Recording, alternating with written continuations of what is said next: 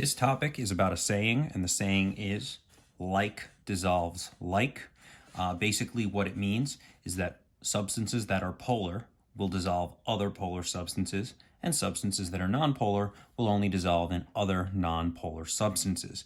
Now, in order to do that, we use a saying called SNAP, and SNAP means symmetrical nonpolar, asymmetrical polar.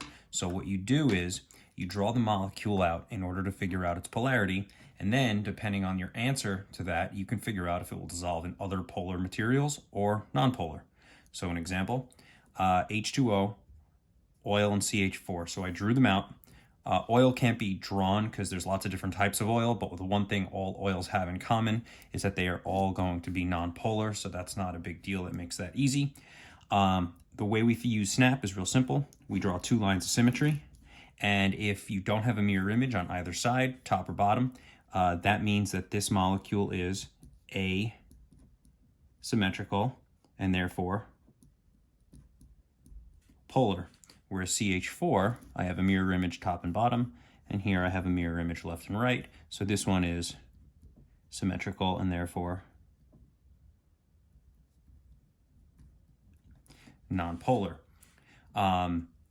The ones on the left also pretty simple. Right there, I don't have symmetry because I have an H here and an F here. So this one is asymmetrical polar, H2O, or H2, mirror images in both directions. So you are symmetrical and therefore nonpolar, and CO2, same thing.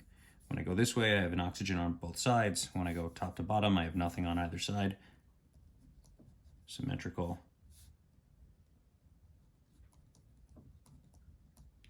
nonpolar. So the way you use like dissolves like is real simple. Water is polar. It's only going to dissolve polar things. So water will dissolve in this column, HF, but it won't dissolve in H2, and it won't dissolve in CO2.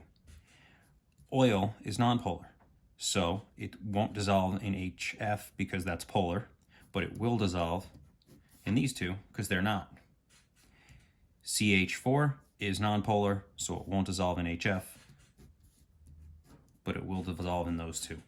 Basically, the way it works is real simple. There's only two sets of answers. You'll have the polar things will have one set of things that they dissolve in, and the nonpolar things will have a different set of compounds that they dissolve in, and they're never going to mix. The one thing you have to be aware of is if you're dealing with a salt, so salt is anything ionic, you are going to have to use table F. We will discuss that in the next video.